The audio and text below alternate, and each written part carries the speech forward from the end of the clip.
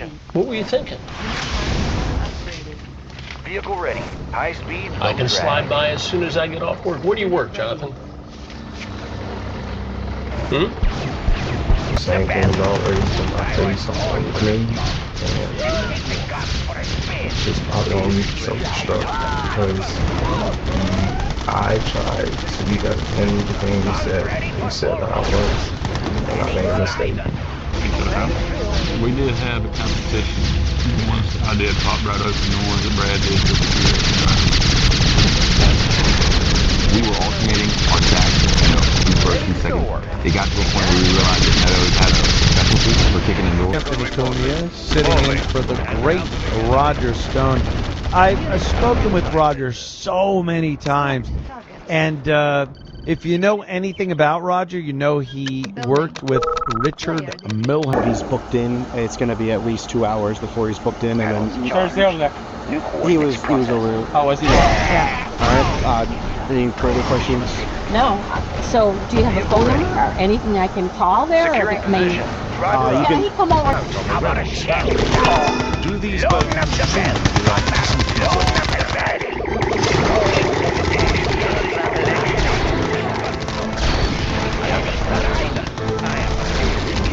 The history of these extraordinary excavations begins in February 1939, right before...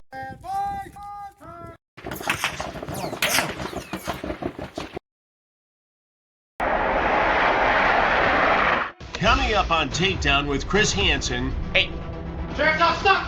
This man in Livingston Parish, Louisiana is a repeat offender. You just gonna pretend like you don't hear me? And while he gives me the silent treatment at first, Well, you just think I'm gonna go away? it turns out to be an interview you don't want to miss. Why would you engage in this sort of irrational behavior? Bad decisions. That sounds like a bit of a cop-out to me.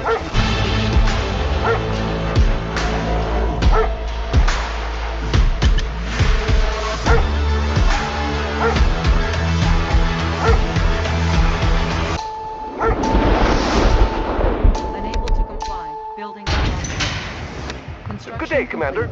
It's in the bank. Construction options. I hope you're enjoying this free full episode of Takedown on our YouTube channel, but there's something you need to I have know. the tools. There are Moving. literally Analyzing hundreds of new schematics. episodes either in production or on our streaming channel right now. I have the tools. Uncensored. Got the plans Watch right here. TrueBlue.com. Use the code YouTube25 to watch all of the episodes for $2.50, or for an annual subscription, use YouTube Year for $20 off. Also, and this is very important, hit the subscribe button, and we'll see you on True Blue. Livingston Parish, Louisiana Sheriff Jason Ard and I have teamed up to identify and arrest potential child predators. And during this recent investigation, one man has surfaced who has been through it all before. In 2016, then 17-year-old Jonathan was arrested in Baton Rouge, Louisiana for possessing and distributing a video of a sexual encounter on school grounds with a 14-year-old girl. He was given light punishment, a chance to rehabilitate. But here he is again, talking online with a detective posing as a 14-year-old girl. I have the chat. They are graphic, and it seems that Jonathan didn't learn his lesson because he calls the decoy posing as the minor to get directions and plan his hookup. How long do you think it would take to get here? Ready. Moving out. Solid rock, sir. Move. Sir. Yes, sir. I can tell you that from what the street is supposed to be like 32 minutes away. So that's not Yes, sir. We can make adjustments. Running squared away, sir.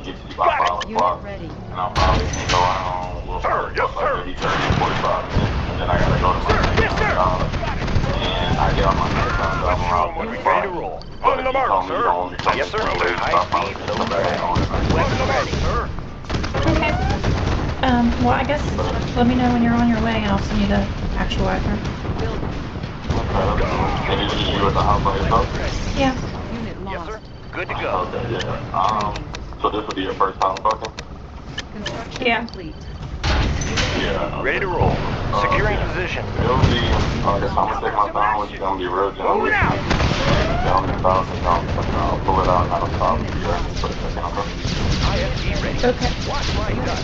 Alright, so I'll text you when I'm at work, and then like I said, I'll text you like when I'm leaving, so alright? Okay. Alright. What a considerate fellow, huh? This is the previous offender. The previous offender? Ready as ever. Pornography involving juveniles and felony criminal knowledge of juvenile 2016. Transformer panels in order. Of course. It's in the chats. Right. Beautiful. Made for speed. We're And so he was saying he gets off around 5. Yes. And he's gonna get off early. 4. Around 4, so he'll get here. Around 5. He said he's got to stop at the bank first. Good. New construction. Give me a sense for the Building. scenario of this chat. So just using a undercover account, we met with him on social media today. We're Let's see. uncrushable. A Reposition. bit of a fast move. Yeah, well, he was not too much at first, but once he finally crossed the line and started talking, kind of sexual, dirty stuff, and from there he wants to meet. He knows my age. It's supposed to be a 14-year-old female, Unit ready. and then he's got prior history of doing this kind of Unit stuff. ready. So in 2016, he gets reporting. in trouble Bound for forward. child porn, essentially, Ready and to having roll. sex with somebody underage. Yes. And here he is, 9 years later, thereabouts, right back at it. We'll see.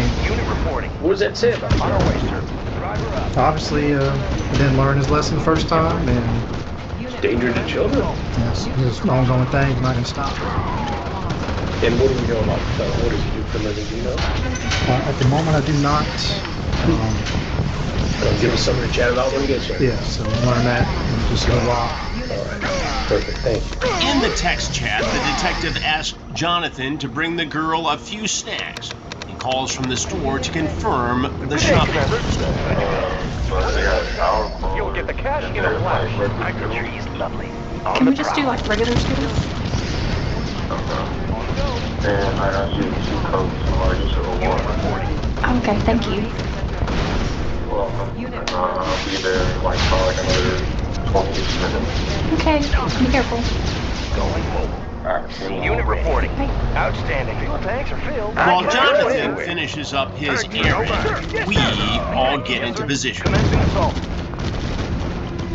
Fire zone confirmed. The decoy leads him into the apartment. Securing position.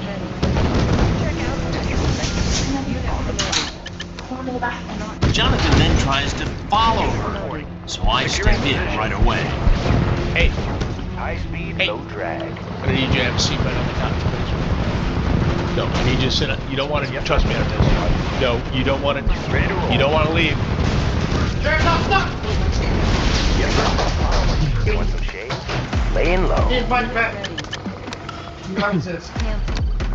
Building. Gear of report. As sheriff's deputies put him in cuffs, I grab the bag of goodies he brought for a 14-year-old girl. Construction Natural sanctuary. Creeping ahead. Look natural. Construction complete. Seal ready. Building. Gear of report. Natural sanctuary. Destination, Commander? Come on over here, Jonathan. Ready to roll. It's Jonathan. Ready to soar. Jonathan, what did you bring here today? Natural sanctuary. Let's take a look. Construction complete. All fired up. I got ready as ever. Natural sanctuary. Some Skittles, Unit ready. Coca-Cola, water. Building. Who are you going to see here today? My truck is loaded. Now, I know a lot Aircraft about reporting. the chat earlier, and I know a lot about your background. Watch my 6. So I think it would be best if you Channel just clear. explain to me what you were thinking I can go anywhere. by coming over I here got him. today. Unit reporting. Bound forward. Explain. Construction complete. Rocket to the sky. Jonathan Pushing away. is at They won't first see us silent. I'm guessing because he knows how this all goes down. But I don't think he's prepared for me to be armed with the transcript of the text message. Good morning, baby girl. This is Jonathan. Up and over. You ask for a picture. She tells you she's 14 years old, but her birthday is next month. All fired up. You have a couple phone calls with her. And then it gets more graphic. Yes, sir. Good to So go. you're going to be home for a few days. She tells you she's going to be alone. Ready to roll. You ask for her address. And then you follow her right into the backfield. Commander, securing position. What were you thinking? Vehicle ready. High speed. I can slide by as soon as I get off work. Where do you work, Jonathan?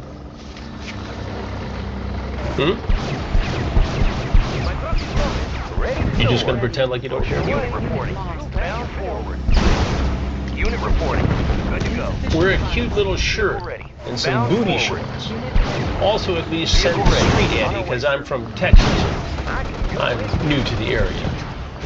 Natural sanctuary. Vehicle ready. I'm a rub on your cute ass booty, you say.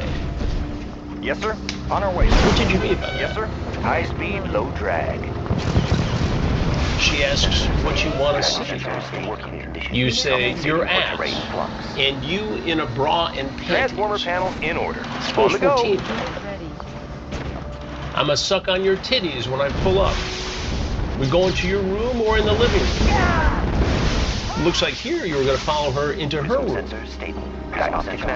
You weren't even going to wait on the couch. You were right behind her.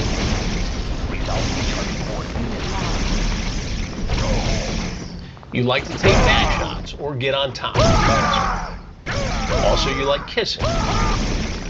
If you like how I handle you, I'll be sure to come through every day till your mom comes back in town. You don't have anything to say about all that.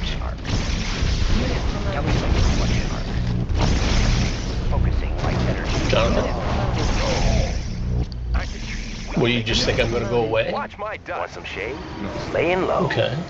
So why don't you help me to understand what your plan was here today?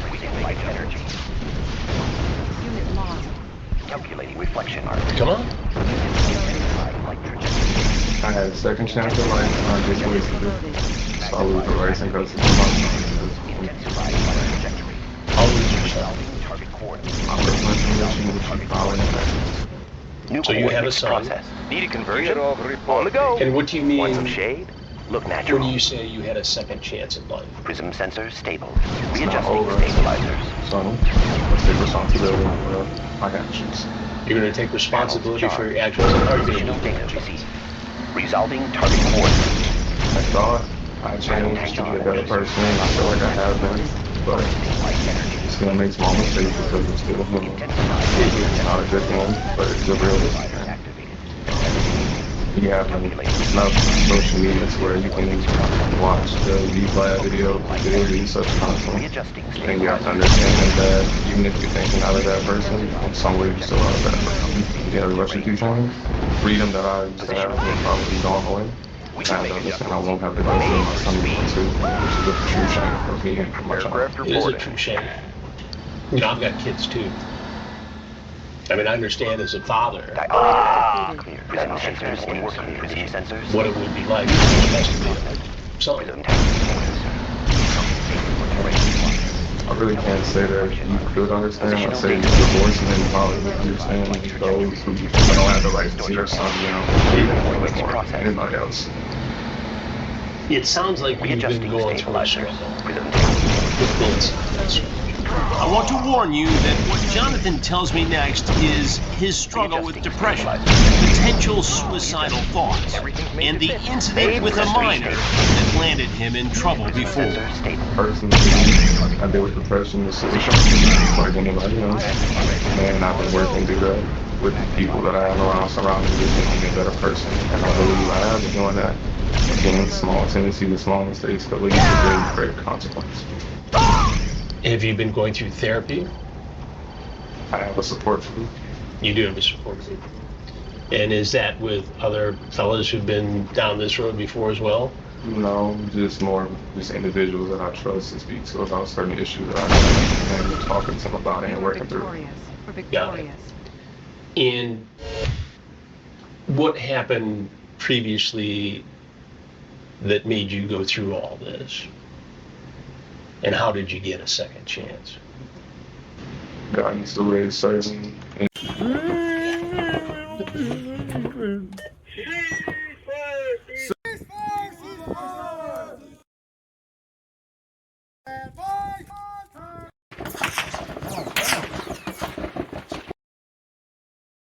It was a bond I had to pay, and of course never to get in trouble for such action again.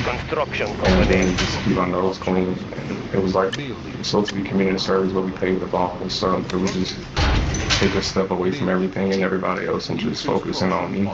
And were you able to get on a better path and stay out of trouble between then and now?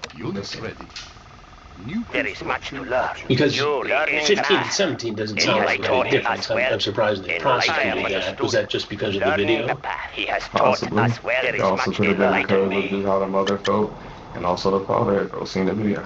So her parents saw the video. Everybody saw the video. Everybody saw the video. It's a very shameful day, and also this one. And so when that got out, was that all over the school? I suppose. Technician on duty. This won't take much time. Very shameful day for me. It was all over the news. I understand. He has taught us well. And where was that news? In Texas? I understand. In Baton Rouge. I understand. So the video got on the news locally here. The video did not get on. I'm saying my face was on there for me being in trouble. So you got arrested by the police in that case? Yes, sir. They picked me up from school. They were already there. They went through the classes and pulled me to the side and talked to the principal. They called my mom. And I was arrested. And your arrest made the news back around 2016. And the reason why it made the news was because you were charged with statutory rape and what was the charge? We've got a lot of work to do. Personally, Loading up the best. More. Let's take the guns for a spin. I do, but I wanted to. Sometimes when we pull these records, it's not always clear. It's going to be on my record. I have an independent felony for 18, and I haven't been in trouble since. But I'm not going to play this instance. So you pleaded guilty to that, and that was going to be held off your record as long as you stayed out of trouble? Is that the deal? The deal was just to stay out of trouble. As to me pleading guilty, I do not believe so. I was going to court to do check-ins and check-ups, and then they just stopped doing them. I paid them my house. My client was on court, I just got on my neighborhood. Okay. Which took a lot of time. And so this happened in Baton Rouge. And what high school was it? High school, but I can't personally. And have you had any contact with the girl since then? And tell me about your life since then. It sounds like you worked very hard to get yourself on track, to put that behind you. In this moment, I'm sitting here right now, and I'm thinking about maybe the possibility, chance I could have had, and finally, I'm not able to because of my issues. And what made you engage in this conversation? The app that I'm on every blue moon, I would say, every few months, it's like you meet new people. You rarely actually meet somebody in person. It's very rare. I met somebody not too long ago of the correct age, and we hung out together. And this time was just a bad decision. That's what we're gonna call it. That's what it is. You know, a bad decision. Again, I believe that I'm not that type of person, but I'm sitting here on handcuffs right now. And why take the risk with someone who told you they were 14 years old? Honestly, not really believing the paperwork of that actually. That's what she told me. But on the app, it did say that such age. But again, I'm not here to argue. I'm not here to start the argument. I mean, it's pretty clear in the chat that she said 14. In fact, she said she'll be 15 soon. On the app, it did say that. Well, a lot of kids get on apps and they say whatever they have to say. The fact is, she told you she was 14 as of this day. You had a sexually explicit conversation. In the field. which we discussed, the steroids, so water. Did you bring condoms? Condoms? What's the next step in the process? I'm pretty sure you said no. Alright. Well, what do you think ought to happen to you, Jonathan? Ready to roll. Outstanding. I know what's going to happen to me next hour from Papa, so I know if I had a second chance that I would continue to still work the 3 jobs that I had and continue to move forward and be the person that I'm trying to be. But that second chance already came to pass. I'm letting it go. Well, what made you decide to risk all this? Bad decisions. Loneliness? I mean, guy to guy, tell me. Tripping this. I know bad decisions. We all agree on that. I mean, what was triggering? What makes you, working 3 jobs, it sounds like you're a pretty busy guy, decide to make this diversion, have this chat, then have phone conversations, and then show up at this house where you thought a 14-year-old girl was home alone? You showed no anxiety coming through the door, no depression coming through the door. You were on her like a tick walking down the hallway, thinking you were going to go right into the bedroom with her. I saw it. And she stopped you to bump right into her. John, I saw it. I just about needed a crowbar to separate you to get you to sit down over here. Then I asked you not to take off, but you did, and now you're in handcuffs. And all I'm trying to do is understand how the heck you got yourself into this situation, especially after being given a break previously and given the chance to mop this up. A lot of guys don't get a second chance. You got the second chance because you were young. And now the question begs, should you be given another chance? That's a question that I feel like I would have to sit and talk to God more about. Talk to God. What do you suppose would have happened, Jonathan, had we not been here and had it just been you and the 14-year-old? What do you think would have happened? I honestly don't think it would have. You were certainly moving that car down the hallway.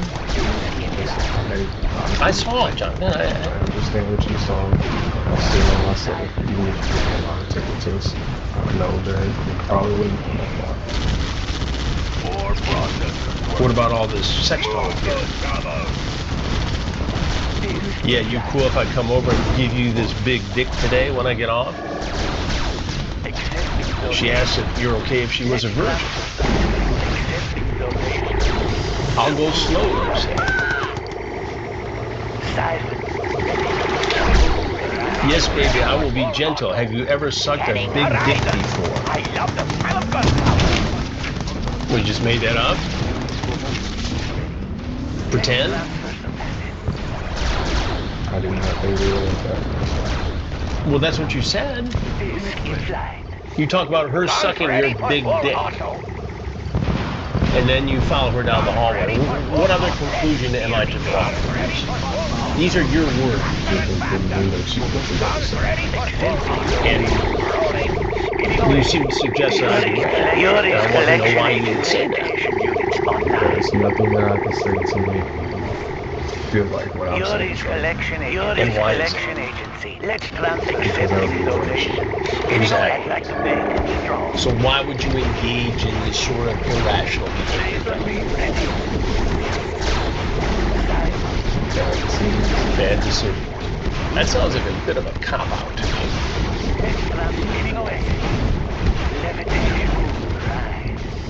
I chatted with a 14-year-old girl about sex. I came over to visit her. I brought the stuff she asked for. Just a bad decision. Second time I've done it. No, sir, not in these circumstances. Well, not as a 6-year-old, no. But if you got into such a situation 9 years ago, and here you are again, it begs the question, how many times have you done this in the last 9 years where you didn't get caught? Let's clear the air. No time. Scanning horizon. You've got 3 jobs. At this point, what were your 3 jobs? Let's clear the air. Rolling. All right, what do you think should happen to you, Jonathan? Destination, Commander? What What do you think that is? Deciphering zone ready. Very aware what's going to happen. You're very aware of what's going to happen. Gun barrels cooled and ready. You ready for that next step? This job. Preparing for battle. Yuri's collection agency. This is as far as I go. And I have to understand that statistically I made it further than a few people, you know, and I'm thankful for that. Let's clear the air. This is what You're thankful that you made it 9 years without offending. I'm thankful that I made it to the age of 26, where I'm making too many mistakes where I couldn't have second chances and opportunities that I'm now going to miss. And what will you miss most about those potential opportunities?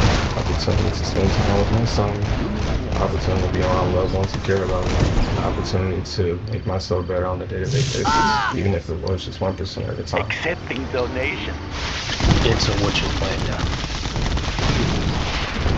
Realistically, I'm going to go sit in the car home to go to jail.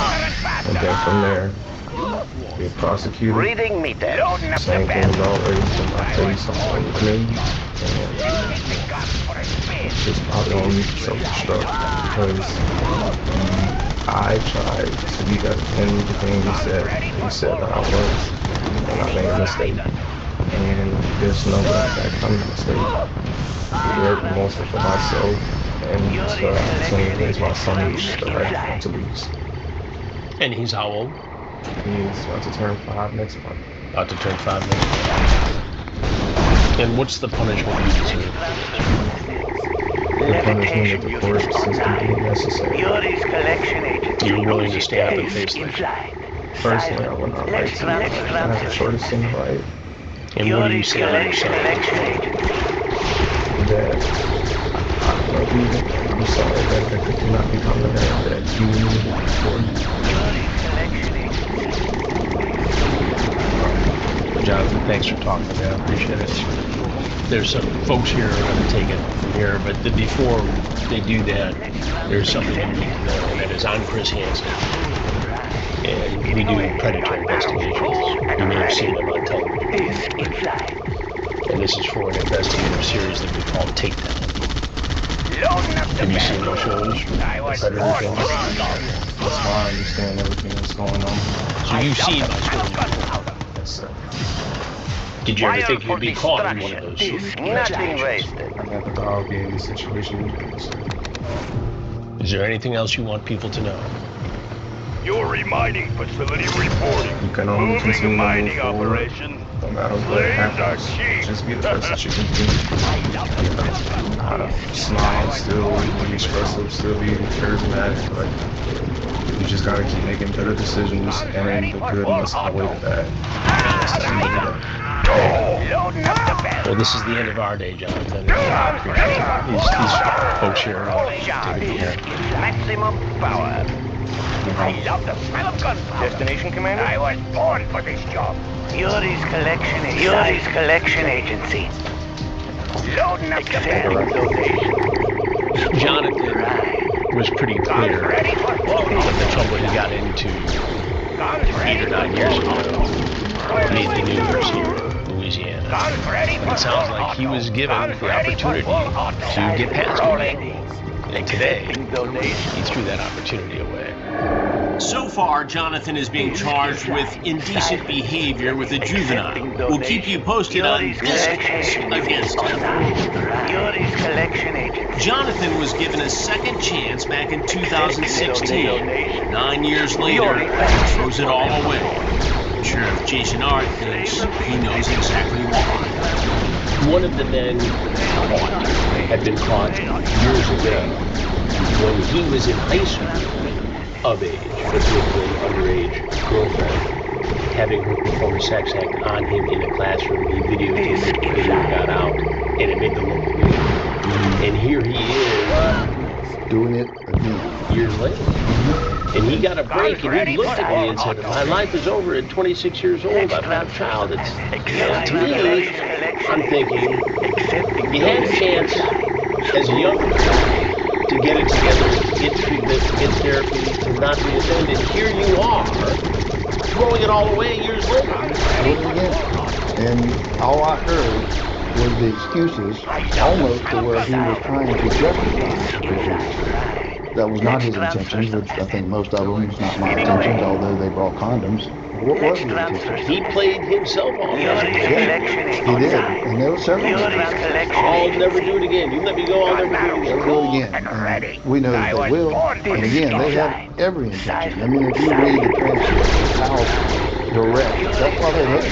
They came there for that reason. It's the only thing I can think of, and I think that it's just disturbing, just like crime that's floating around in their brains.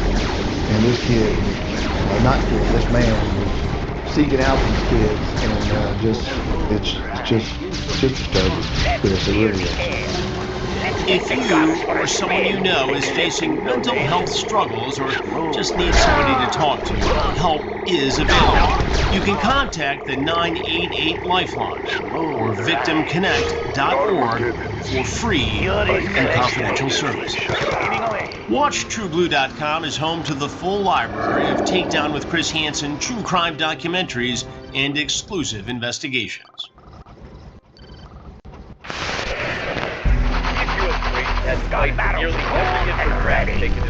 The scene there described as a shattered landscape of utter destruction.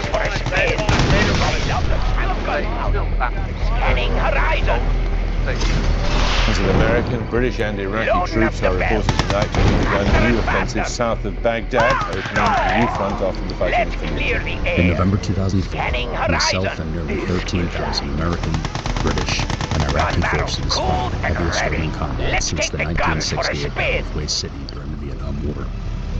Before Fallujah, I thought I understood the war. Bullets and blood, bodies and bandages, smiling. But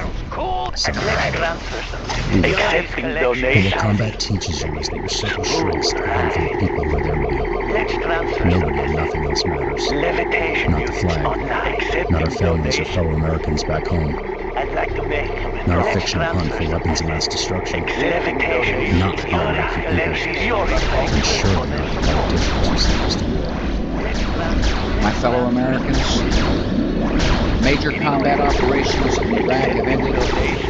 In the Battle of Iraq, the United States and our allies have prevailed. When I was ordered to assault Fallujah, I was one grunt assigned to Alpha Company, 1st Battalion 8th Marines. And the story you're about to hear is our platoon's house-to-house journey through the bloodiest war in Iraq. Our platoon fought alongside thousands of Americans from across the United States.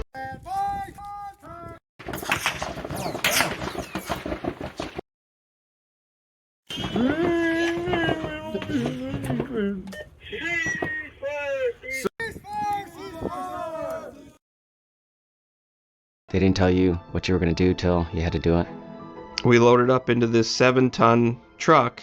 It was loaded down with rockets and ammo and chow.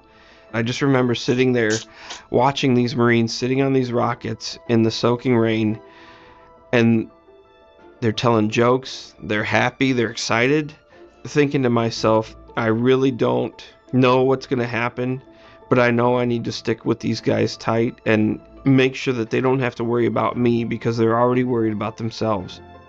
I'd be putting on a flak jacket with bulletproof plates. I'd have about 10 magazines on me, a gas mask pouch with about 5 or 6 frag grenades. Feels like I'm carrying at least 50 pounds. It's definitely a lot of weight that doesn't make it conducive for running down streets. We knew this was going to be big, or at least for us, bigger than anything anybody of us had ever done. So it's artillery 24/7, so we're just sitting there anticipating what's to come as we bomb. White phosphorus is literally raining down out of the sky as these artillery rounds are going off. It looks like just hot molten lava falling out of the sky and fanning out and burning terrorists alive. And it was the most spectacular display of American fire I've ever seen. There was just a lot of fear, building up in our minds. Got the plans right here. As a 19-year-old, I was in charge Need a of repair? the care Analyzing of 30 schematics. Marines, I've got the the weight knowledge. of being a corpsman, Got the plans right 3rd here. Infantry Platoon Squad. It's so much. I always hoped I would never be called on. Studying I was blueprints. a captain, Need a repair? and so my focus is Studying about blueprints. 200 Marines down and in, getting them prepared to do whatever the Marine Corps needs us to do. Getting the mission accomplished and doing right by the Marines at the same time. That's attention. It always is for any leader in any combat and situation. Is Marines get the job done. People start shooting and you can see machine guns going and tracers, and we're just there waiting for all of this to go down until we get the word to go in. For me, it's just the question of how will I perform? Will I be the person that I need to be to serve the platoon? Weighs heavy on you. You trust your squad leaders, your platoon commander, your platoon sergeant, but you believe in the guys in that Amtrak. It looks like a tank that carries people in the back, a couple guns up front. It smells like diesel fuel, other sweaty Marines that are dirty, stink, grenades planking together, and everyone trying to get comfortable, wedged together, pressed tightly. We're kind of checking in on each other, like, are you guys ready for this? And there's this big feeling of anticipation. The drone and the hum of those diesel engines firing up and moving, and it was just so reminiscent of what scores of Marines have done in the past on islands like Tarawa and Peleliu, and what Army Rangers have done on the beaches of D-Day. And we thought, well, we're in our finest hour right here, right now. Ready! Tools of the trade. It's a sure shot.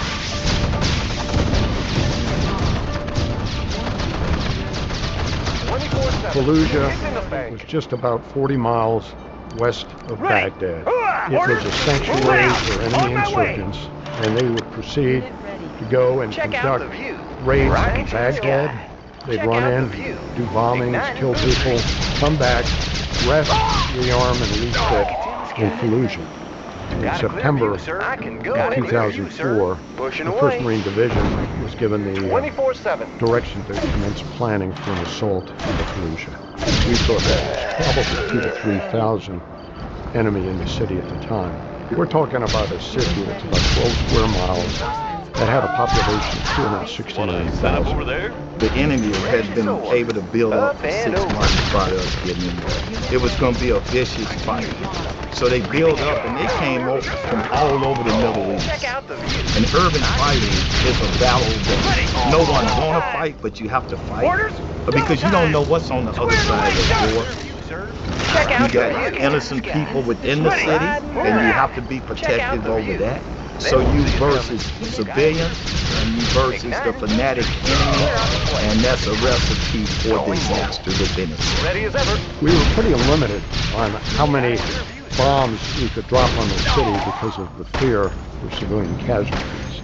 We would drop a bomb on a building, and then all of a sudden you would see a daisy chain of explosions along the road.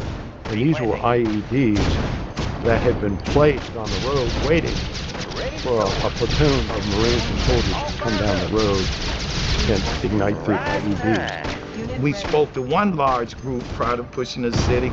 Now, this is what I'm talking about. This is a whole can of whoop butt. And I'm going to tell you one thing. It is an honor for me to be able to serve with each and every one of you, Hard Shark. And this one Marine raised his hand and said, when are we going? That's all I was saying. We knew that every Marine and soldier was up for the fight going into that city. But at the same time, it was like a knife in my heart because I know we was going to have casualties. And to me, losing one Marine is one too many. We wanted to minimize casualties as much as we could, so we made the decision that it's better to go at night. Ready to soar.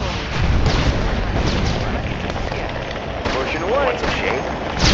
Riding through the streets of Fallujah at night, you hear gunfire, smell just sewage, smell gunpowder residue from the munitions being exploded, and feeling like I wanted to get out of this vehicle because I don't know how much apart we are.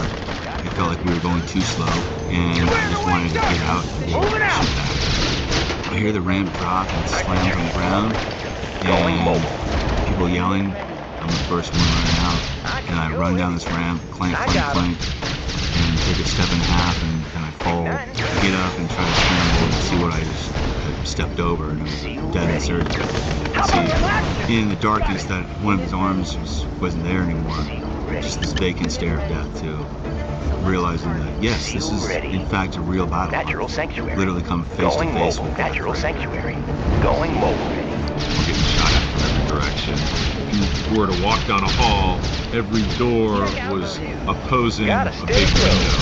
You'd have to run, because as soon as you crossed that door, a round would snap and hit the wall behind you. So it was just crazy. They was drugged up. They didn't care. They was there to die. The battle's not won by the won by the front on the back. The one that had to go in the harm's way to clear every day. And there was heroism every single day. On D-Day, November 10th, in Fallujah, we started our push by leaving the air complex probably about 4 p.m. We had lost Lieutenant Malcolm by that point. He had gotten shot by a sniper on the roof. The horrors of war were sinking in and were real. We were on foot.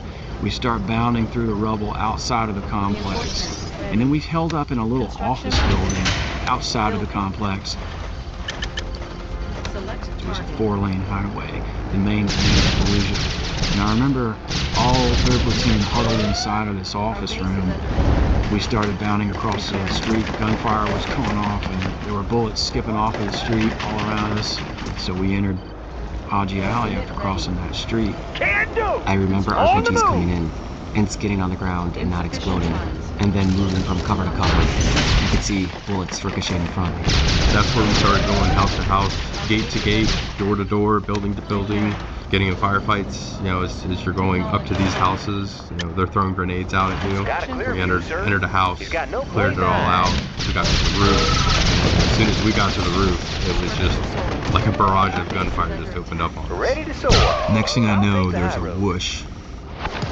Bricks explode, and then rockets in the sky. Slowly it starts to come in, and you hear them saying, "We gotta get out of here. You know, we gotta move." You know, I couldn't make up or down or left or right, and I just knew I was looking up, and I had no idea what had happened. Laying low. And then all of a sudden, my vision starts to expand. It's no longer tunnel vision. I start to be able to hear sound, and all of a sudden it's a full-fledged gunfight. All I remember is a bright flash and darkness. And then when I woke up, I saw that, and I looked behind me, and Sergeant Leo had been hit, and then Nathan Fox, who was the other squad leader. So all 3 squad leaders were hit, you know, by this. You just keep taking RPG fire, one after the next. My head hurts, and it's confusing what's going on. And knowing that Leo's gone, my morale just sunk, just tanked. Ready to soar. I was like, we're not gonna make it out of here. We're not knowing. Looking around at everybody else was just as shook as I was, the people I saw. And just having a foreboding feeling of impending doom.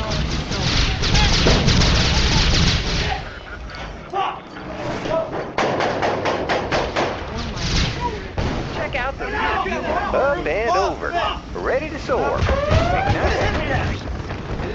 What is this? Come in my face. What is there still someone up there? I can't see a frag you all. No. Alright, let's just get out of here. When I went in there, I saw a bunker. There was a guy sleeping. I shot him. And as soon as I shot him, a frag was thrown at us. So we threw 2 frags in there.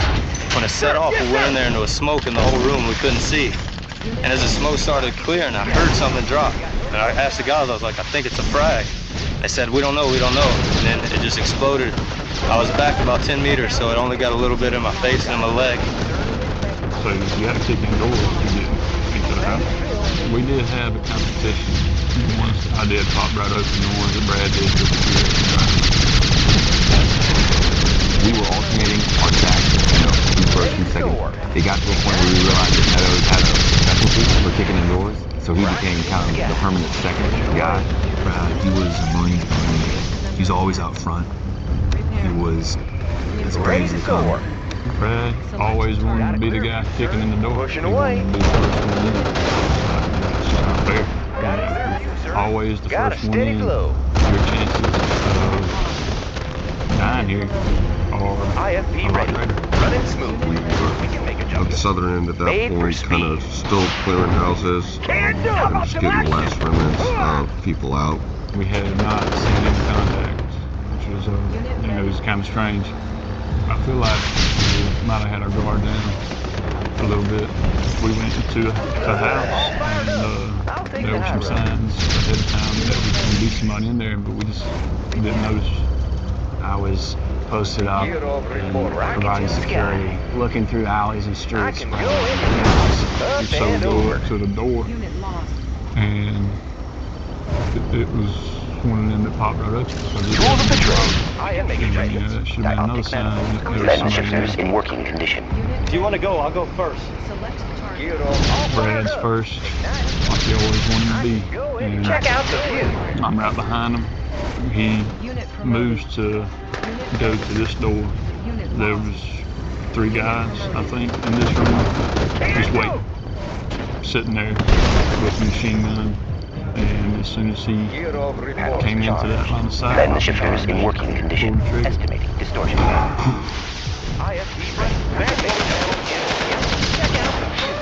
Pushing away.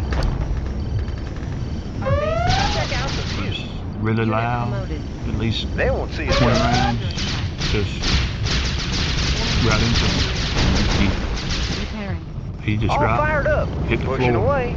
You got no place to hide. After the gunfire, you're checking who, what, when, where.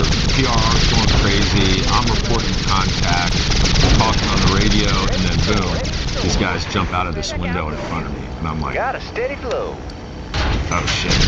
I pulled my rifle up as fast as I could, and I just started squeezing the triggers. I could see I hit them, but they didn't go down. I think he was dead before he hit the ground. He never moved and never made any sound. Everything's made to fit. Made for speed. Unit promoted. They ran into that building across the street where we ended up getting them. We decimated the house that they were in and killed them. New coordinates processed. The yells were pointed out, and they went back in to grab their cuff and drug him out. Checking his pulse, I can't find a pulse. I'm trying to listen to see if I can hear him breathe. I can't hear him. Trying to figure out why there's not as much blood as there should be. And I look down and can't find a pulse because my fingers are paralyzed. And then I look at his face, and his lips are turning blue. And at that point I knew that runs through my head every single day.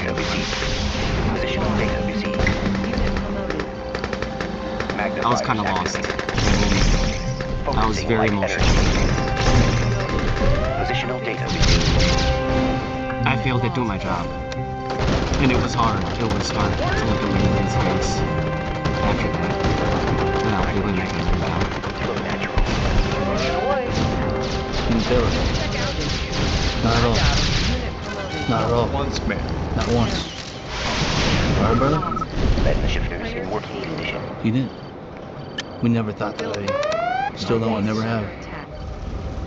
He always had our back. All right? It's never changed. Manifold clear. Need a conversion? Okay. Watch my dust. It's never Need changed. a conversion? Fast and light. Gotcha. IFP ready. Yep. Unit ready. Everything's made to fit. Made for speed. Everything's made to fit. Watch my dust.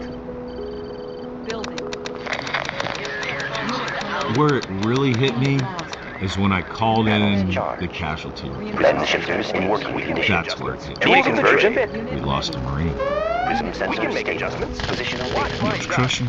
Ready to soar. And it took some time for me to be able to function again. We can make adjustments. Panels charged. I just told myself, Blend the shifters in working you know, I condition. wasn't going to Need a make conversion? it, but Yep. I just went ahead Blend and the had shifters in that working conversation with Compensating myself for terrain flux. that I'm going to die here. Dioptic And manifold clear. that's okay. Sensors stable. And once I made peace with Distortion that, I error. was Blend the shifters in working condition. Panels charged. Stabilizers charged. Panels charged. Sensors stable.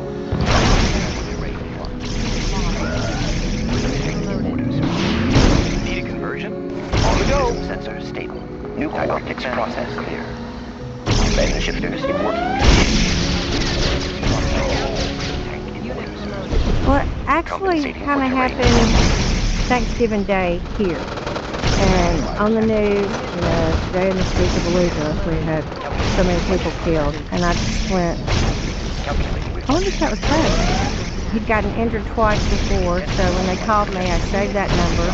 I get in the car to drive home, and it's on a real hilly road, so the signal was coming in and out, and that number pops up from Camp Machine, and he said, Miss Faircloth, where are you? And I said, why? I'm driving. He said, how far are you from home? I said, I don't know, 30 minutes or something. He said, do you need someone to come and help you drive you home? I said, what happened to Bradley? I'm not at liberty to say, but are you okay to drive? I said, dude, you gotta say nothing else. That's all you gotta say. I get down to the road I live on, and I took my foot off the pedal. It hit me that I was Blend the shifters in not working condition. Compensating for terrain flux. We can make adjustments. Running smooth. Prism sensor stable. Unit ready. Estimating distortion error.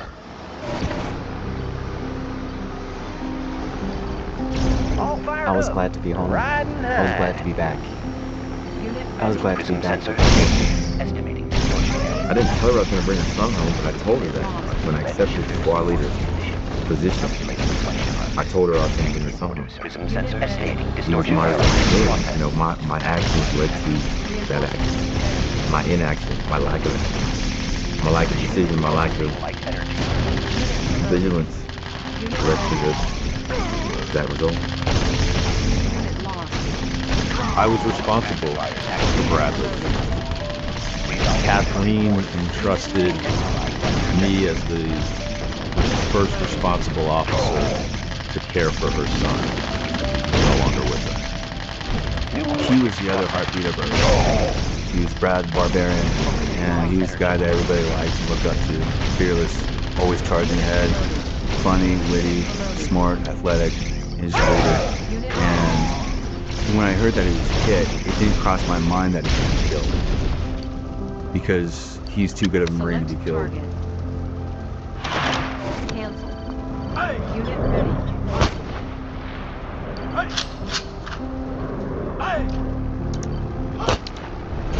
Memorial service kind of finalized everything. It made it even more real. That Faircloth was dead.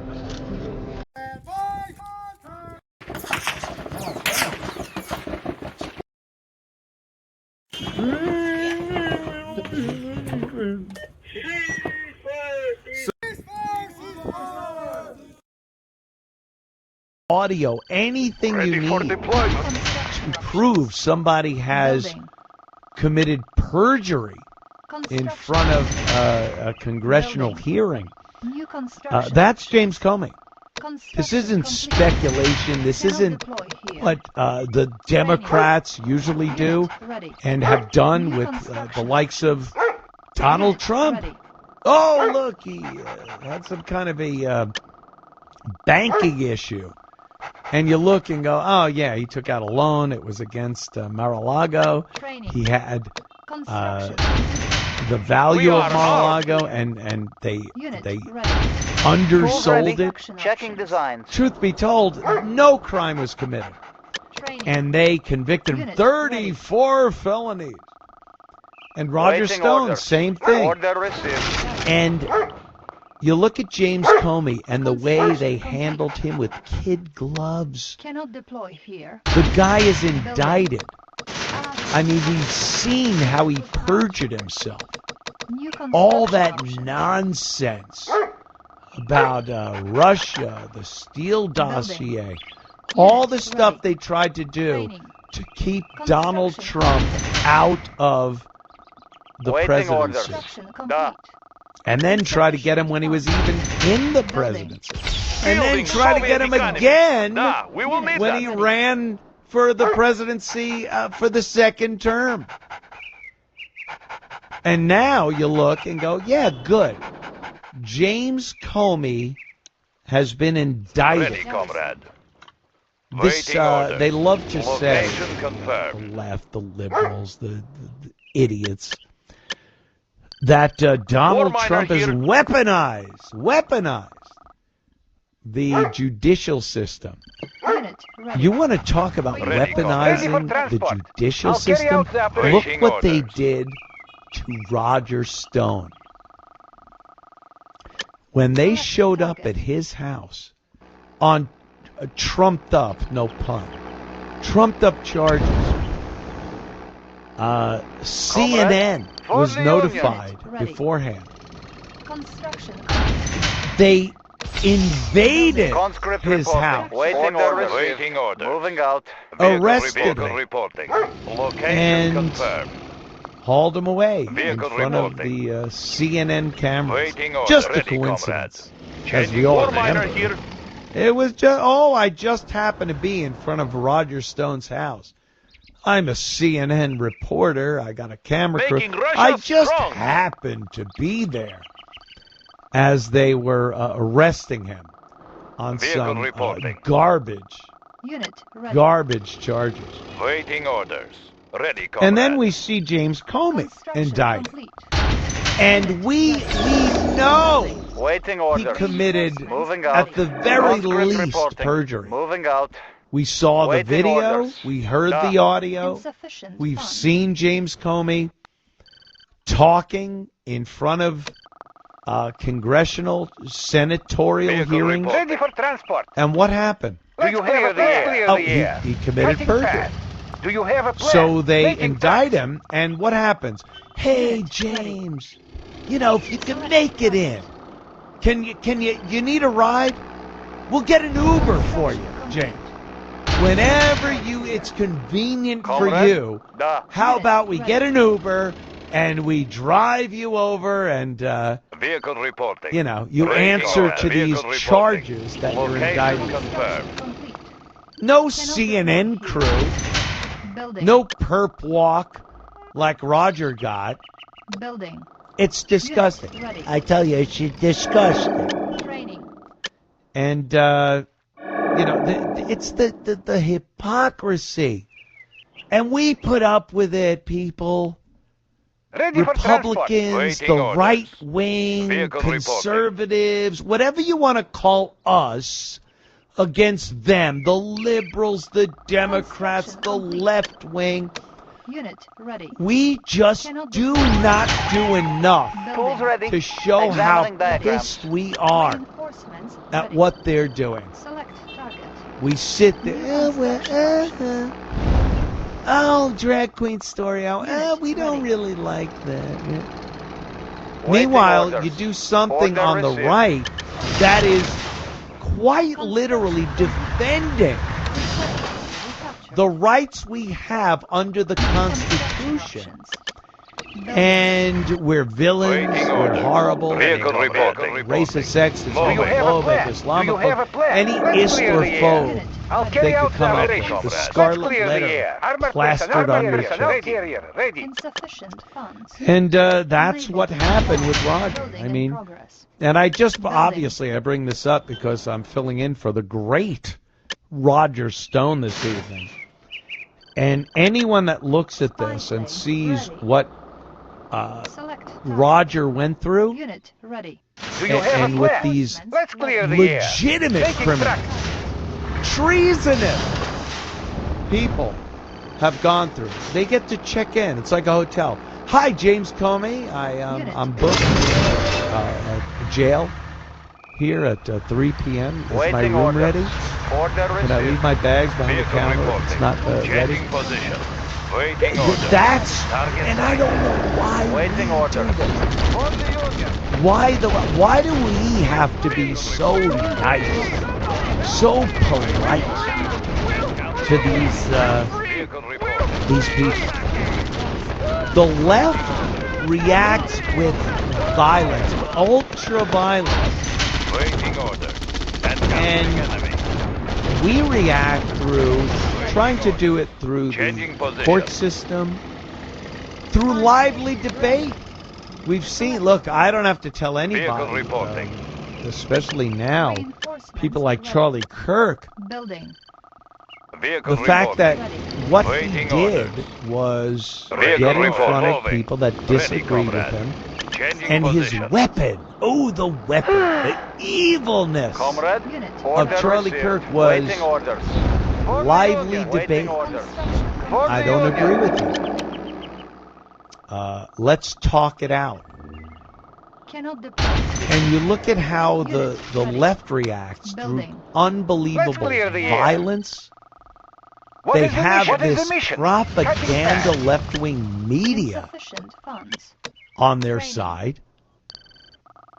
And when we look at something like Roger Stone went through during his arrest, that was a terrorist, an Islamic terrorist wouldn't have been put through what Roger Stone was put through when he was arrested. And that's a problem. That is a problem. So I just want to say I am thrilled. I'm honored to be filling in for the great Roger Stone this evening. And let's talk about some stuff. I love Pete Hegseth. Hegseth is driving the Dems crazy. This was a big thing. This was, he got a bunch of generals and admirals together, and what he did was get on a stage with all of them in front of him and say, there's a new sheriff. This is what we're doing now. We're not doing the transgender. We're not doing DEI. We're not doing fat soldiers. And he stood up on that stage, looked them all in the face, and said, this is what the military is going to be under me, the Secretary of War. And the Democrats were freaking out. It cost $6 million to bring these generals and admirals in front of him. The waste of money. Waste? Here's what that was all about. He brought all of them in front of him. If the Secretary can do regular, hard PT, I love this. So can every member of our joint force. Frankly, it's tiring to look out at combat formations, or really any formation, and see fat troops. Likewise, it's completely unacceptable to see fat generals and admirals in the halls of the Pentagon. Let's clear the air. And leading commands around the country and the world. It's a bad look. It is bad, and it's not who we are. So whether you're an airborne ranger or a chairborne ranger, a brand new private or a 4-star general, you need to meet the height and weight standards and pass your PT test. And as the chairman said, yes, there is no PT test.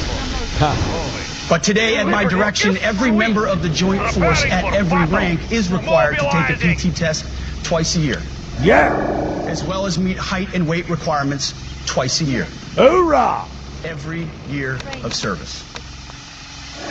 Also today, at my direction, every warrior across our joint force is required to do PT every duty day. Should be common sense. I mean, most units do that already. Yep. That's how it's supposed to be. This isn't the old school stuff. And they were so mad. You know, who knows the military more than the ladies of the View? And when they were talking about why wasn't his speech uplifted? Why? Because for 4 years under the Biden administration, that marionette regime, they screwed the United States military. And now he's saying, we're not doing that anymore. And he put those generals and admirals in front of him because he didn't want them to go, oh, I missed the memo. Oh, I didn't hear a Zoom meeting. He wanted them looking at him and saying, this is what we are doing right now. We're not doing what you thought was standard operating procedure during the Biden cluster F. We'll continue with this and a little bit more in a couple of minutes. Anthony Cumia filling in for the great Roger Stone. We'll be back in moments. It's Anthony Cumia sitting in for the great Roger Stone. I've spoken with Roger so many times, and if you know anything about Roger, you know he worked with Richard Milhouse Nixon. And I've spoken to him, not Nixon, but Roger. And I just love his stories about the Nixon administration and him working with Nixon. And I told him a story when I was a kid. I guess it was 1970. And I was, 9 years old? Do some math. You're old, Anthony. Yes, thank you. And what I wrote a letter to Richard Milhouse Nixon. I was in class. I was 9 years old. And the teacher said, you have to write a letter to a celebrity. And I decided to write one to Richard Nixon. And I wrote him a letter, and I got something back. It was quite some time later. At the time, I didn't realize that it was just a stamped kind of thing. You know, hey, thanks for the letter, Richard Milhouse Nixon, and it was stamped on there. And I really thought Nixon had sent me a letter. And I was ecstatic. And after that, it kind of influenced me to pull for him during the whole Watergate thing. He sent me a letter. So Watergate be damned. I was on Nixon's side and felt terrible. You won't have Richard Nixon to kick around. So that was great. Roger Stone has so many awesome Nixon stories. And I love talking about it. And I love filling in for him tonight. I love Roger. What we were talking about before the break, Pete Hegseth, the Secretary of War. When I heard they were going to change the name of the Department of Defense to the Department of War, all I thought was, well, this has to be, they can't call him the Secretary of War. It's badass, but I couldn't imagine them saying it. And yes, he is. He is indeed the Secretary of War. So that was awesome. And here he is talking about being done with the woke, and he used the S word, the dreaded S word. But let's hear him talk about the military and what it should be without being woke. No more identity months, DEI offices, dudes in dresses. No more climate change worship. No more division, distraction, or gender delusions. No more debris. As I've said before, and will say again, we are done with that. God, I love it. Oh. Waiting orders. You talk about video porn. That to me is video porn. When I watch that, I'm like, yes, that is awesome. To think that we went through so many years where we looked at transgender people of power in the military, it's preposterous, if I may use some vulgar language. There's no way in hell that transgender people, who I assume, and I think a lot of other people assume, are mentally ill. And we've been brainwashed, or the country's been brainwashed to the point where they're saying that they are absolutely entitled and ready to take control of the military. Thank you, people. Back in a minute. Airship ready. Roger. Bearing set. Helium mix optimal. I'm thrilled to be filling in for the great Roger Stone this evening. And let's continue what we're talking about. I guess the cluster F, if I may say, that is going on in this country.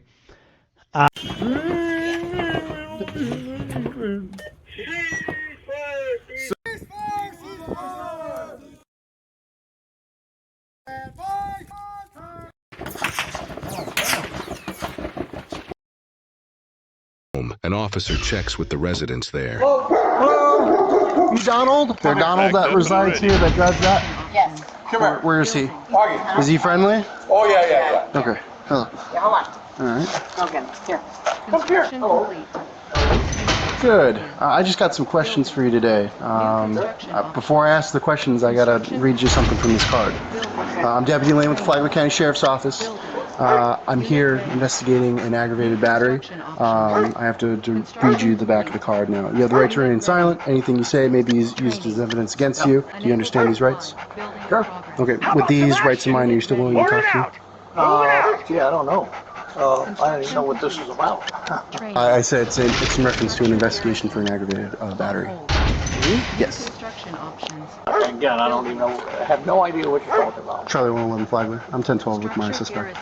I mean, it's a yes or no. Are you still willing to talk to me? Yeah, I mean, I guess so. I don't know what we're talking about. Okay. Sure. All right. So earlier today, were you driving that Porsche? I was. Were you on Camino del Rey with all that construction going on? Yes, I was. Okay. Do you mind just telling me what happened with the person directing traffic, if you know what I'm talking about? I do. I think I do. Okay. They wouldn't allow us to turn left there. Mm-hmm. There was a lot of commotion. Traffic was going through real fast, and a lot of different things going on. Mm-hmm. So I said, "Can I go straight?" And he said yes. So I went straight and then come back down so I could turn into this, make a left turn in there, because they weren't allowing us. Do you understand? Yeah. Okay. Yeah. So I went that way, and sure enough, there was a lot of traffic there, so we waited. So we all waited a little while longer, and finally it went to slow in that lane. Mm-hmm. So I pulled out, and what you're talking about, there was a fella, when I started going down, hoping that I'd get down there and make that left turn because all this equipment was parked there. Mm-hmm. So when I went down there, I could see a fella come out. There was one guy on the left and another one came out on the right side, and he came running up to me like this, and he ran up to the hood of my car. Yeah. And he ran right up to the hood of my car. Yeah. And he hit my car. I was stopping at the time. So I walked around to the window and he said, "What are you f***ing trying to run over?" And I said, "No, I'm sorry if you thought that. I was stopping. You ran up to my car." And I was moving slow. I mean, it was maybe 1 mile an hour because we were almost stopped. I always kept that person. Unit reporting. Outstanding. He ran right up to the car and hit the front of the car. So that it wasn't your intention to hit him? Because, I mean, he's claiming that he had you stopped and then you revved your engine and went into him, and I have two witnesses also corroborating that story. Destination Commander? Yeah. No, I never. He came right up to me. Yes, sir. Securing position. Was anybody in the car Unit with you? report, ready to roll. It was just you? Unit reporting. And he came right up to me, and I think he hit the car, and he said, "Stop." And the car might have moved right there. He was running. I mean, he was not running fast, but he was coming up there like that, and out of the car. And why would I run over somebody? I mean, that's just somebody maybe is looking. I'm driving on his car, maybe taking advantage of the situation. I can see if he just claimed that we had no other witnesses, but I mean the other witnesses' stories were almost exactly the same, and I spoke to them, separately, making sure I'm doing my due diligence with the investigation here. And they both described the same exact incident, that you came out into oncoming traffic, not listening to that. It wasn't not listening. I know, it's not oncoming. No, I know it's not oncoming traffic. It was down to one lane, but it was still a lane that you weren't supposed to be in at that time. And they said you were impatient. You came out and then you stopped, and then he's waving you down, told you to stop, and then he's waiting for the other traffic, and then that's when you hit him with the car. There was no other traffic, and I didn't hit him with the car. He ran up to the car. I mean, with the confusion going on, the car could have lunged a little bit. Nothing like everything's made to gave it the gas and tried to run him over or anything like that. And it's not like a manual transmission or anything like that. It's not a manual transmission. It's automatic. Yes, sir. Good to go. They had all sorts of aggravated people trying to turn around on the road, Yeah, trying to go I their way. understand. All right. It was a If mess. you wouldn't mind with me just standing at the end of the driveway, we're going to have the victim come and drive by and see if he can identify you. So if you wouldn't mind just standing over here in the grass, I'd appreciate it. Commander? Outstanding. Claiming he was hurt or something like that, or He's not claiming he was hurt. He was claiming he was hit by a car. I mean, in the state of Florida, that counts as aggravated battery with a deadly weapon. The way he and two other third-party witnesses are stating it happened is you were impatient, you came out, and you saw that he was there, and then you revved your engine and kept claiming you need to get around him, and then that's when you struck him with the vehicle, pushing him back. when he was here, he was in front of the car. He stopped like the car was flying. Yeah. I'm just trying to turn left into this intersection. I understand, but when somebody in a yellow jacket was directing traffic around construction going on, you need to abide by the traffic control devices that they have set up. Well, it was confusing because it had turned 111 on 3. slow, it had turned too slow, and then the sign went to slow, and I couldn't tell how many cars. There were other cars that were working in that lane. Okay, just stand right there for me, okay? You gonna stay here? Yes, just until the patrol car passes by. Did he explain to you what we're doing? Yeah, he said that I'm pretty much gonna like identify him. Yeah, and this is right there on that little bend before we came in, or not, like I guess on that side if we would have kept going straight. This is where he actually did it, and then he said he had to turn in left. He was freaking out saying he had to turn left. Ready to roll. Officers then conducted a show-up as part of their investigation. These are used in instances when a suspect is apprehended in close proximity to the crime and within a reasonable time frame. In addition to location and timing, if the physical description reasonably matches the suspect, a show-up may be performed. During a show-up, multiple procedures will take place. The victim and/or witness will be transported to an appropriate location to identify the suspect. In the case of multiple victims and/or witnesses, they must be separated. Victims and/or witnesses will be notified beforehand that the suspect may or may not be the perpetrator. Immediately after the show-up, the victim or witness should provide a statement about their level of confidence in the identification. People involved are prohibited from making any suggestive remarks that may sway the identifier one way or the other, and the show-up must be thoroughly documented regarding each and every detail.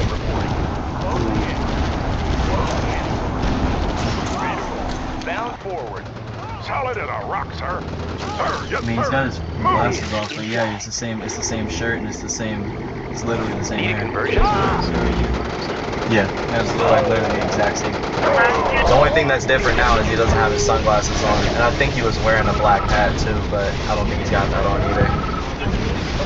He just doesn't have the glasses and the hat on, but the same gray hair, the same face, the same shirt. I mean, based on the witness statements, based on the victim identifying you as driving the Porsche that he photographed, hitting him, I have probable cause to make an arrest for a aggravated battery. Like he was hit with a car. Okay, I just got a few more questions for you. Do you know what year it is? Yes, I know they're going to sound crazy. It's just something I have to put in my report. 1922. Do you know who the President of the United States is? Do you have any weapons on you, anything I should be aware of? No. Okay. No knives, guns, anything like that? Yeah, on you. No, you don't have anything? Okay.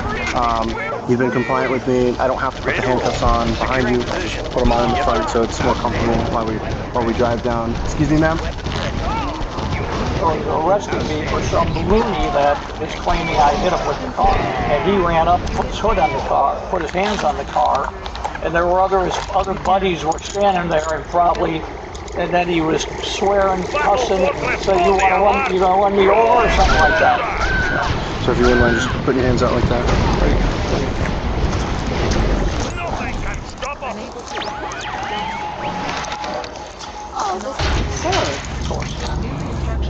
You know what this is all about. Destination, Commander? Good day, Commander. Oh, yes, sir. I agree. Good to go. Ready to roll. Closing in. Okay.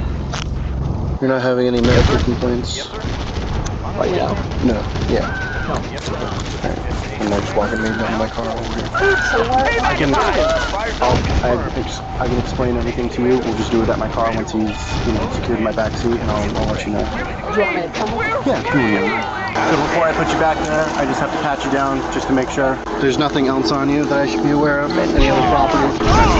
Just not take a seat back there. You just kind of slide in like you normally would, and then that's made so that I can buckle you. Okay.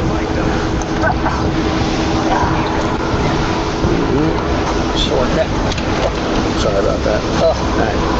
I can open that partition for you to let some AC back. It is going to get a little hot because it's not easily ventilated. Earlier today, we were driving with Ford. What happened was, according to the victim and two other witnesses, he cut out into the oncoming rain against their wishes. They're telling him, "Hey, stop, stay here, you can't go." He cuts out. Then he was told to stop by our victim. The victim, comes over, as he stops. He apparently stops in the roadway, and then he's standing in front of the vehicle, and then that's when he revs his engine and drives into it. That's hard for me to believe because he is a gentleman. I understand. We're going off of two witnesses, and the victim's statements. They're all exactly the same. I had to drive back and forth to different locations where these workers were, and I asked them these questions, separately, and they all gave the same exact story. Well, maybe they all talk to one another, instead of, "Hey, that's why guy in a Porsche, let's just That's why it was handled the way it was. They had no idea the police were called. It was actually the victim. He called on his own. It wasn't like a job site. They were like, "What are you guys here for?" They had no idea. So I just find that really, he's just the kindest man you've ever met in your life. I understand, but that's what we're going on. So now he's going to be transported down to the Flagler County Inmate Facility in Benel. Oh, you've got to be kidding me! He committed a felony, man. That's why we're doing it the way we're doing it. I don't have any discretion when it comes to making felonies. So you're taking them to prison? The jail now. Can I go there now? Or can he come out of here once? It's gonna be a while before he's booked in. It's gonna be at least 2 hours before he's booked in, and then he was over. Oh, was he? Yeah. All right. Any further questions? No. So do you have a phone number or anything I can call there? Or can he come over? He's gonna be with you. Yes. Yeah, you can come over. Come over here, Mike. My partner wasn't here. He didn't know you were here as well, sir. Never gonna take him to jail. So we have probable cause for you. He committed an aggravated battery with his vehicle when he struck one of the workers over there who were directing traffic. We had two witnesses who were completely separate. When I interviewed them, you give the exact same story as to what happened, so what the victim was claiming. I understand. So what's the bail requirement? That's set by the jail. I don't personally set that. So what happens now? Do I have to get a waiver? That's down the road.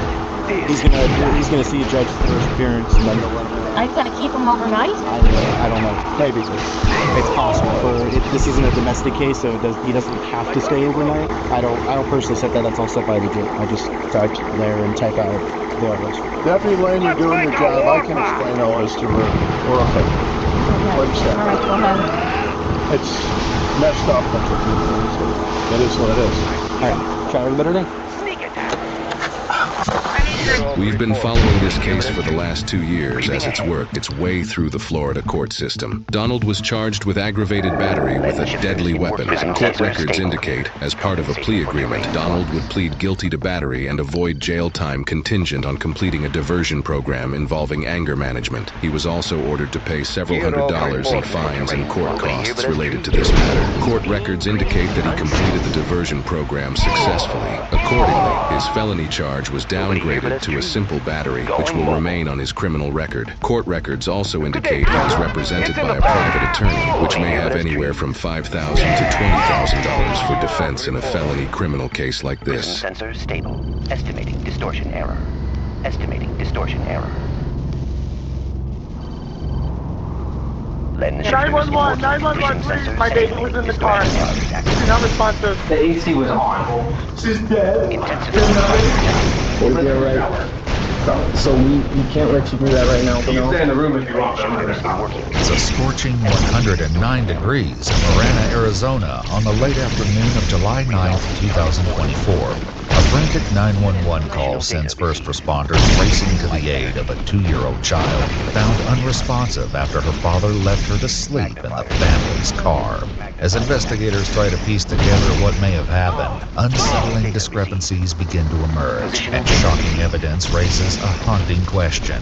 Was this a heartbreaking mistake or a catastrophe waiting to happen? The suspect in question and all persons charged with a crime are presumed innocent unless and until proven guilty in a court of law. It's like baffling. I don't know. It's baffling that this happened. Our lives have been literally risky. The panicked 911 call comes in around 4 p.m. from 37-year-old Christopher Schultes. As the dispatcher attempts to keep him calm, Marana County Police and first responders weave through the busy streets in a desperate race to get to the scene. Reporting. She was in the car, sleeping. She's unresponsive. Okay, and who is she? Please. My daughter. Is she still breathing? No, she's not breathing right now. Okay, we need to start CPR right now. Yes, we are. We're starting CPR, yes. Readjusting stabilizers. Okay, is she breathing yet? Half hour. Compensating. It was, but it turned off.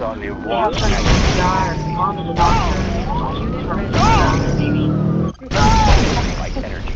Coordinates processed. By the time police arrive, paramedics have already taken over efforts to save the child, but the situation looks grim. As the temperature outside is boiling, they need to know how long she was exposed to the deadly heat. Half hour, 45 minutes. 45 minutes, okay. The car's been on. 9 minutes, but we should have resolved it. Was the air conditioning on? Yes. But I guess it turned off, right? As the paramedics need space to work, Chris walks away from the desperate situation. The officers attempt to keep Chris calm as he experiences rapid shifts in his emotional state. Chris. Oh, wait, let's get some more. What's going on? Why are you here? Because you're the first responder. The AC was on. You're my worst nightmare. I'm sciatica pain, so I can't be sitting down. IFV ready. Made for speed. Please, baby, please. Anything. Despite their best efforts, the situation takes a dark turn. I mean, I don't know if we either. She's dead. Like, I need to be with her. Oh my God, I know. No. She's dead. Sir, they're doing the best they can right now, okay? Readjusting stabilizers. Shortly after arriving at the hospital, 2-year-old Parker Schultes was pronounced deceased, a devastating result of intense heat stroke. While waiting with officers inside the house, Chris's demeanor continues to alternate between panicked and eerily calm.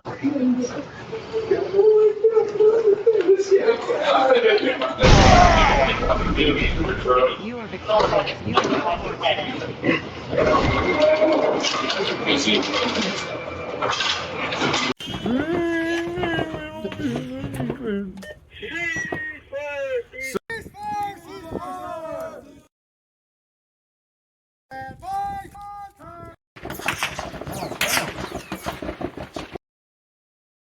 So Peter, in a way, is like all of us.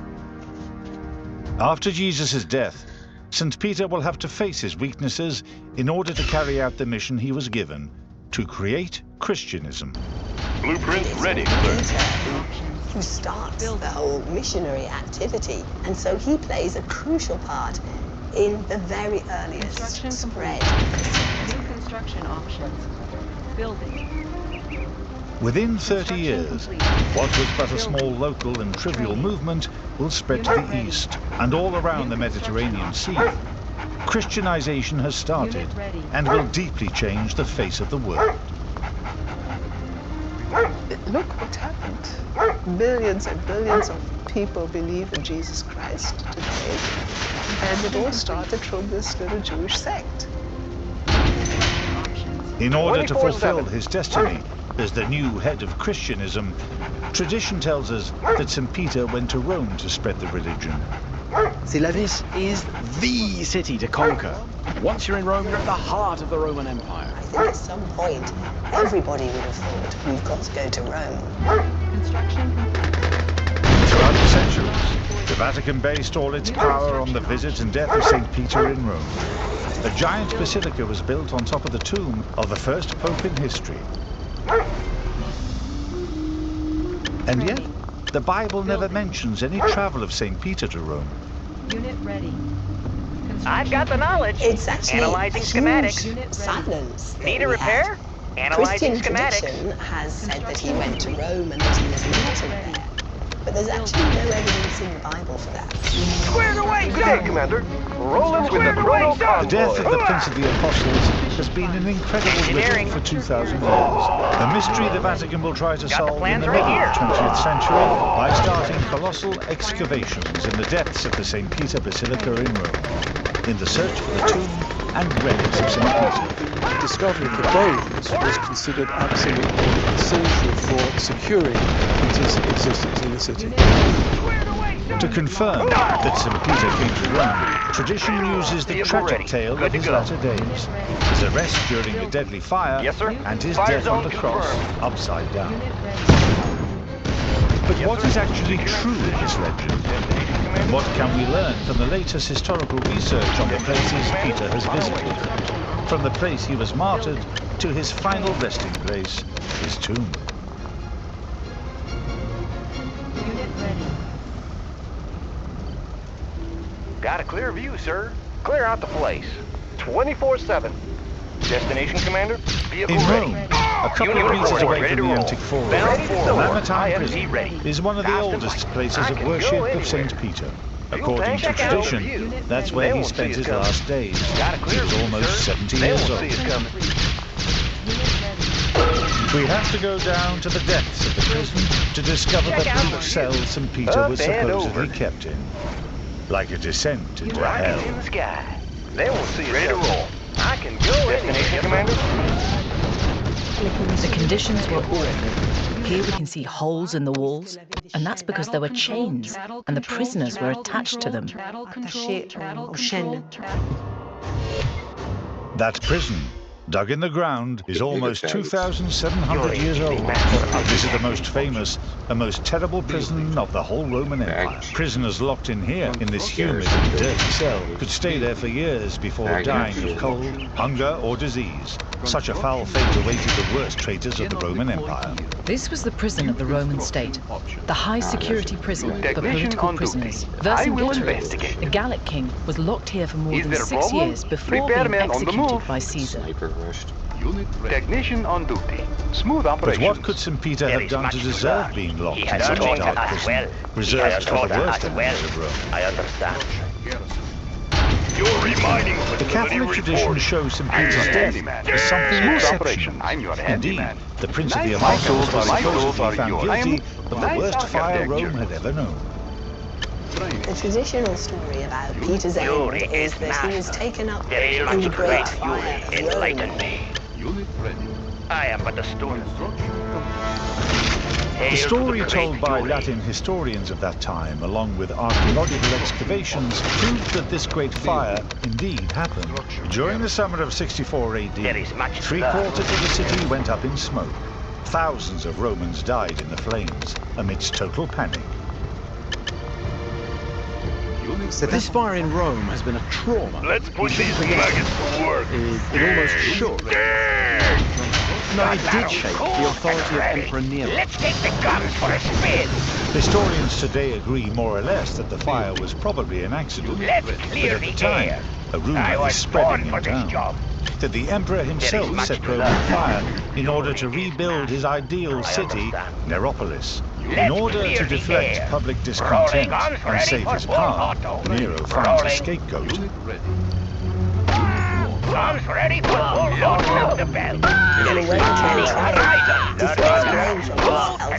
Nero said it was the Christians who started the fire. Scapegoated these Christians. We were told we're already Well, near the air, the faster and faster. At the end of summer 64 AD, Nero starts one of the first persecutions in history against the Christians. Dozens of men and women are tracked down and arrested. Tradition tells us that St. Peter died during this historical roundup, and that's how he ended up in the maritime prison before being executed in such an awful way, along with the other Christians. Indeed, to calm the angry crowd, Nero turns this massacre into a show that thousands of Romans come to see. The Emperor even opens up his huge private arena in the Vatican to the public. There are stories about Christians being put to death on crosses that are then burned, so they're burned alive. So lots and lots of people lost their lives. So it was really very horrible. According to tradition, St. Peter receives a special punishment, crucifixion, but not like Jesus.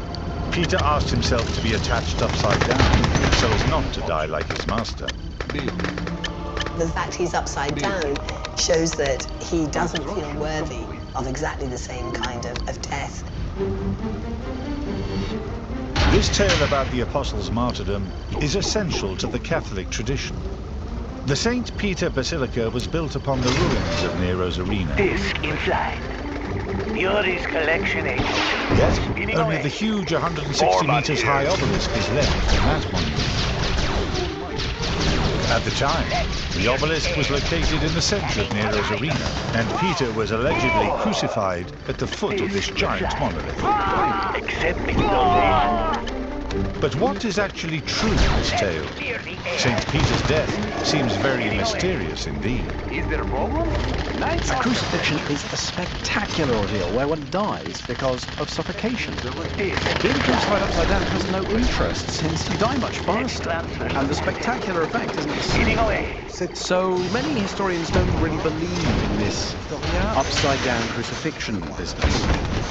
And so the legend behind St. Peter's death was perhaps exaggerated. But how much exaggerated? Did he die in Nero's circus? Was he even arrested during the historical roundup?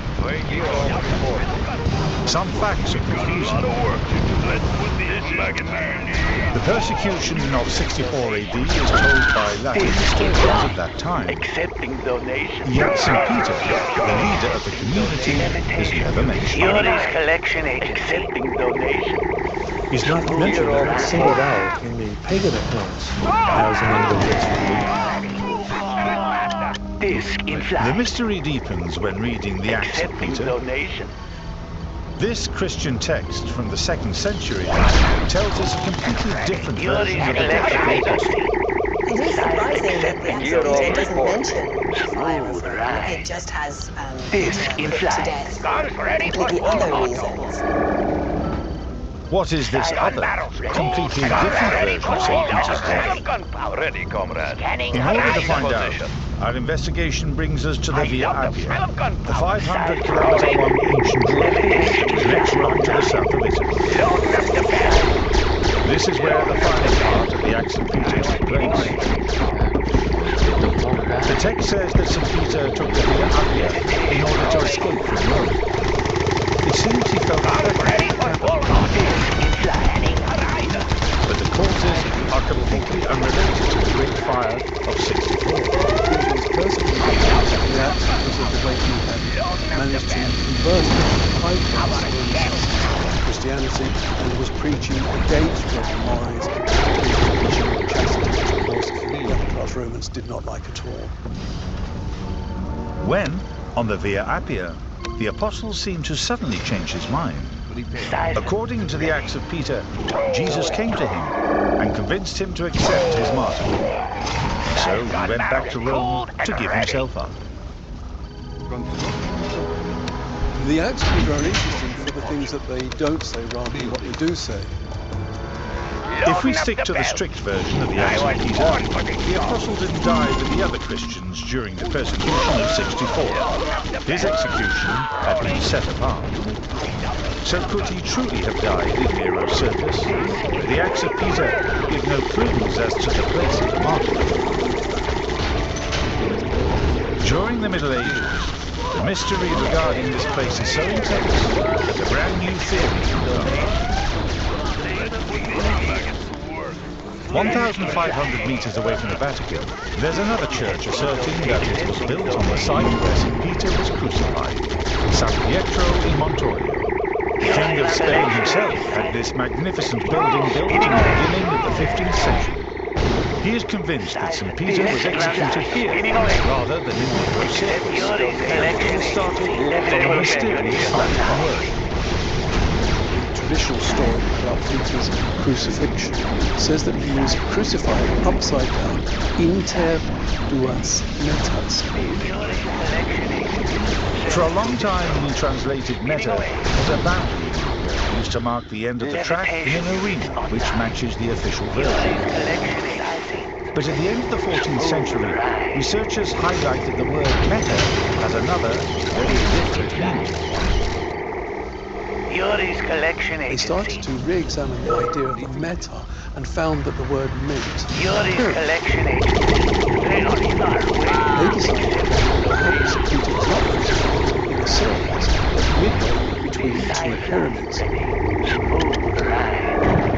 During St. Peter's time, there were indeed two pyramids in Rome, about 3 kilometers long, about halfway between them. Researchers found the site on the hill of the Janiculum. This is where the San Pietro in Montorio church is located. This other location for St. Peter's martyrdom may seem strange, but at the time, it was a serious casualty. In 1445, the Pope ordered the carving of a representation of the Apostle's martyrdom on the bronze doors of St. Peter's Basilica. You can see there are two pyramids depicted. We can see Nero condemning Peter to crucifixion, and we can see the cortege snaking up the Janiculo Hill. This theory, that dates back to the end of the Middle Ages, cannot be confirmed, of course, but it gives rise to doubt. For 2 millennia, the location of St. Peter's martyrdom has been debated, as it is closely connected to the fate of his realms. Indeed, 1,000 years before, Emperor Constantine used the tale of Nero's arena to state that he had found St. Peter's tomb, and during the 4th century AD, he ordered the construction of the first St. Peter's Basilica. Constantine, the emperor, seems to have been built over the grave of Peter, or at least that was believed to be the grave of Peter. Why is Constantine convinced that St. Peter was buried on the hill of the Vatican? Did he truly find the original tomb? Accepting donations.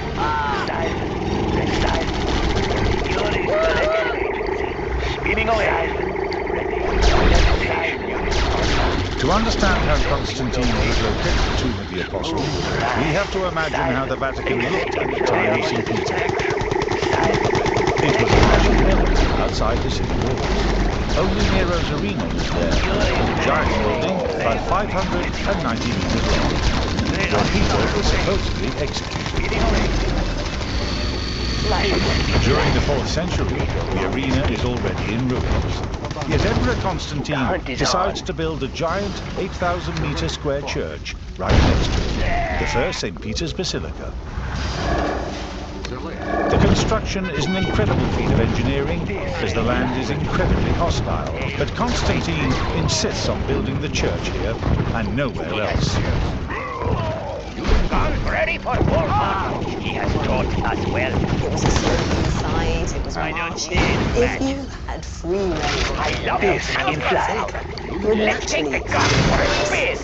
I love the smell of gunpowder. Put it in. The only plausible explanation is that he truly believed that this was where Peter had been buried. Indeed, the Emperor is convinced that St. Peter has been buried exactly here, 100 meters from the supposed location of his execution, in the center of Nero's arena.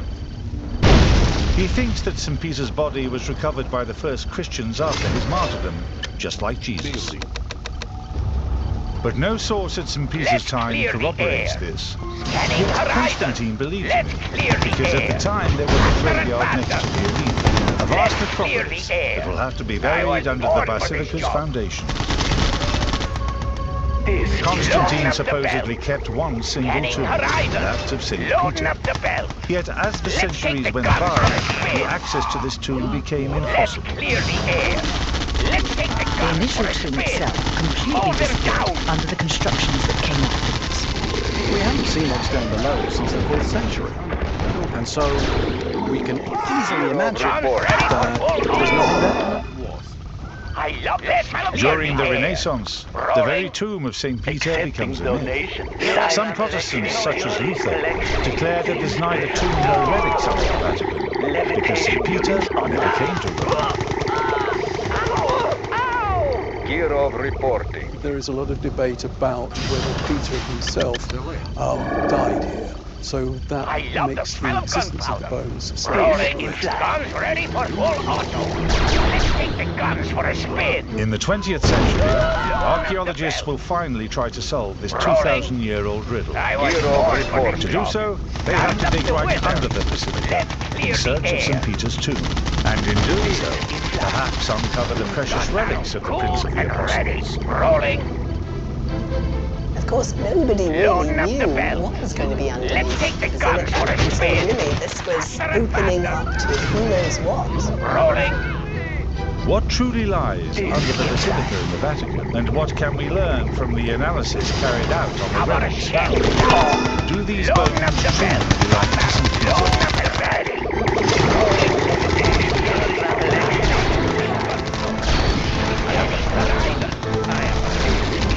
The history of these extraordinary excavations begins in February 1939, right before World War II.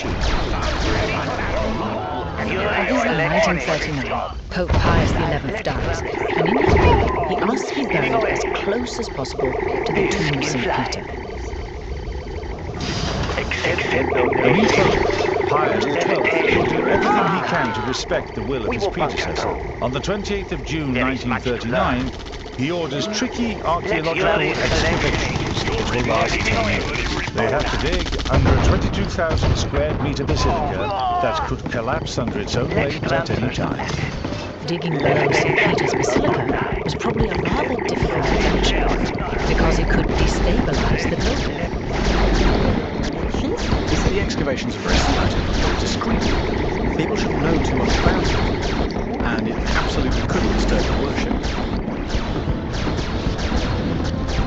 7 meters underground, archaeologists unearthed a vast necropolis with many mausoleums. The massive city of the dead then. So there was indeed a graveyard next to Nero's arena, where the corpses of the Christians executed in the arena could have been buried. Yet the most important archaeological discovery was yet to come. They find a peculiar arrangement. Some kind of small, dedicated space within the mausoleums, and against a wall painted red, they find some kind of small monument. The building is in ruins, but today we're able to reconstruct an image of the original monument. It was a rather simple mausoleum, about 2 to 3 meters high with small columns on the sides. That's what Emperor Constantine believed during the 4th century in any case, because this building was found right in the center of the first St. Peter's Basilica. It was treated as a place of pilgrimage and that becomes kind of the archaeological seed from which the subsequent basilica grows. However, the date the monument was built is problematic. It seems to date back to 1160 AD, which is 1 century after Peter's death. Could this building truly be a tomb, or is it rather...